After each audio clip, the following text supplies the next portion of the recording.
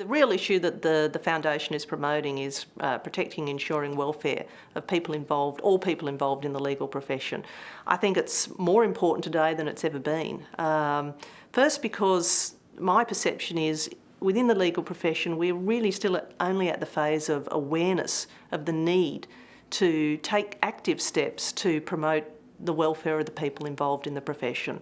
There are many other steps that have to be taken in order to actually achieve that as an objective across the board of the profession.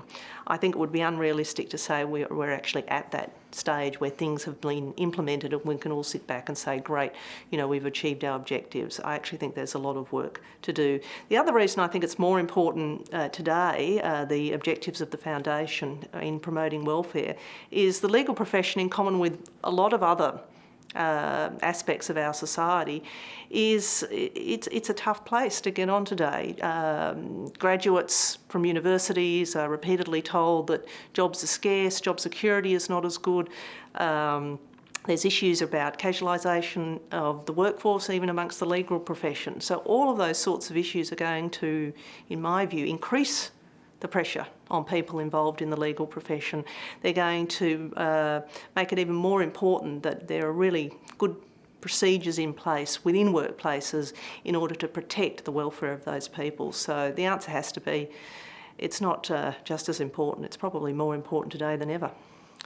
So in terms of the senior leadership team of a workplace, I'd have to say they're essential to role modelling behaviours, because the culture of a workplace is really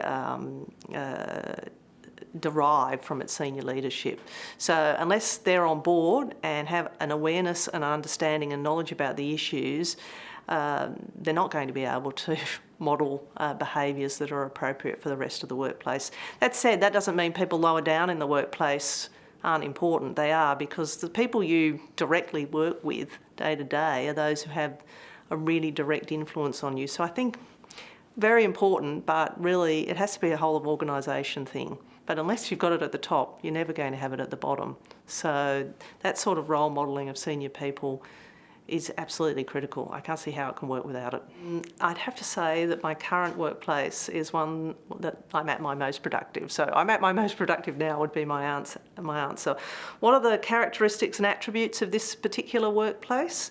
Well, again, ones I've sort of referred to in my other answers, but you need to have good leadership to work out where the organisation is going, what are the objectives of the organisation, and how everybody needs to have a role where they feel worthwhile in that role to fulfil those objectives. And part of that is basically the old maxim, do unto others as you had have them do unto you.